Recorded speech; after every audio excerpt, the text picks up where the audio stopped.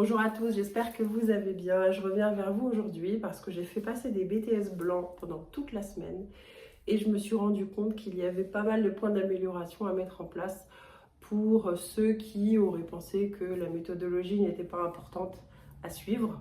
Alors vous avez différentes méthodologies, moi je vous en ai proposé dans d'autres vidéos précédemment. Vous pouvez aussi avoir celle de vos professeurs, aucun problème. Mais il faut une méthodologie de toute façon. Il y a aussi un autre point très important que je veux absolument que vous gardiez en tête et que je souhaite souligner ici dans ma vidéo d'aujourd'hui, c'est le contexte géographique. Le contexte géographique, c'est très important puisque c'est ce qui va déterminer votre zone de chalandise. Et qu'est-ce que c'est la zone de chalandise?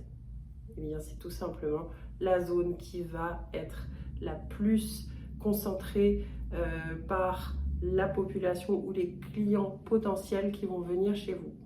Voilà, c'est ce qui permet de savoir qui sont vos clients. Et pourquoi c'est important de savoir qui sont vos clients d'après vous? Mais tout simplement pour mieux savoir répondre à leurs attentes et à leurs besoins. Autre point qui va être très important à mettre en avant, c'est le deuxième contexte qui est le contexte organisationnel. Le contexte organisationnel va être clairement une sorte de photographie de la structure de l'entreprise sur laquelle vous allez placer chacun des acteurs, du directeur jusqu'à la personne qui est hiérarchiquement la moins élevée, le stagiaire, l'alternant, peu importe, sans aucun jugement surtout.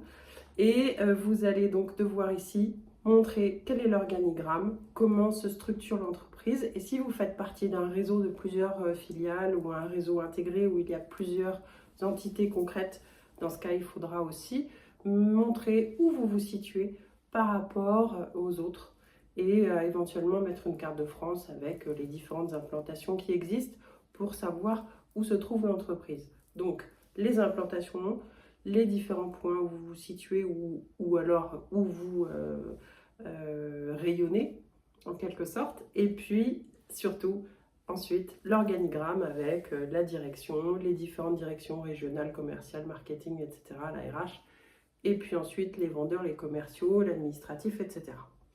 Très important. La dernière partie est hyper importante puisque vous êtes de futurs commerciaux ou de futurs vendeurs en tout cas.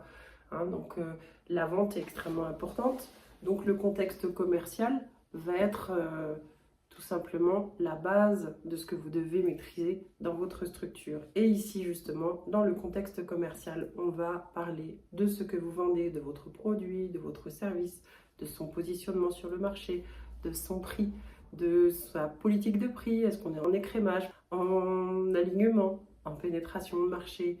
Est-ce que vous êtes une zone plutôt à fort potentiel ou à faible potentiel? Est-ce que le pouvoir d'achat est plutôt élevé ou plutôt faible, etc., etc., etc. Tout ça pour dire que vous devez absolument, dans le contexte commercial, décrire 1. Ce que vous vendez, 2.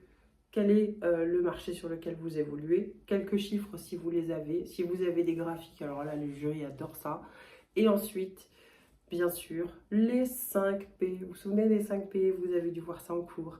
Produit, prix, place, promotion, personnel. Si vous avez les 4 seulement, c'est déjà pas mal. D'accord? Et pour finir, quelques petits chiffres pour donner une idée un petit peu de comment vous vous placez sur le marché. Est-ce que vous êtes leader du marché? Est-ce que vous êtes challenger?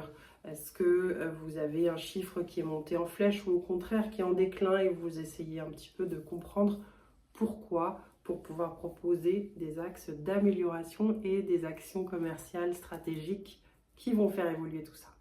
Voilà, ça c'était les points importants que je voulais vraiment mettre au clair aujourd'hui dans cette vidéo parce que je vous en prie, quand vous faites des oraux, soyez structurés, soyez méthodologiques, soyez organisés et pensez bien à ces informations-là. Le jury n'attend que ça. Merci et n'oubliez pas de vous abonner.